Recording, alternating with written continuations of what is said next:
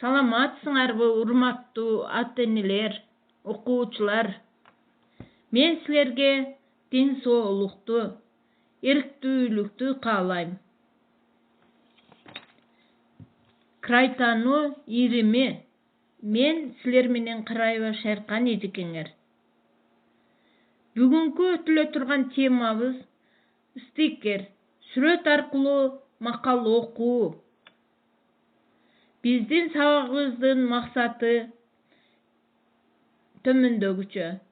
Текстти шар окуп, стикер менен окууну түшүнөсүңөр. Макалды рети менен окуп, туура иштөөгө, өз алдынча иштөөгө, туура жазууга көнүгөсүңөр. Берилген тапшырманы туура так аткарууга, мугалимдин сөзүн уга билүүгө тарбия аласыңар. Макалды шар окуп, макалдын маанисин түшүнөсүңөр. Сабактын жабдылышы. Бүгүнкү сабакка керектелүүчү нерселерибиз дептер, ручка, керектүү сүрөттөр жана ата-энелер менен чогуу болобуз, балдар.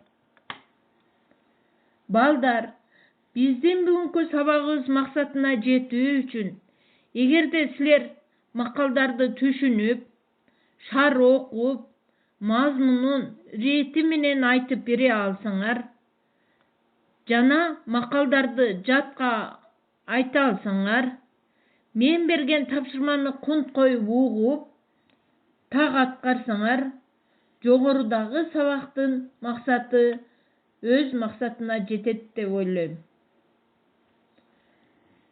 Балдар, бул сүрөттөн эмнени көрүп турасыңар? Текст эмне жөнүндө болушу мүмкүн? Келгиле анда, сүрөттү туура пайдаланып, биз кыргыз макалдарын туура таап окуйлу.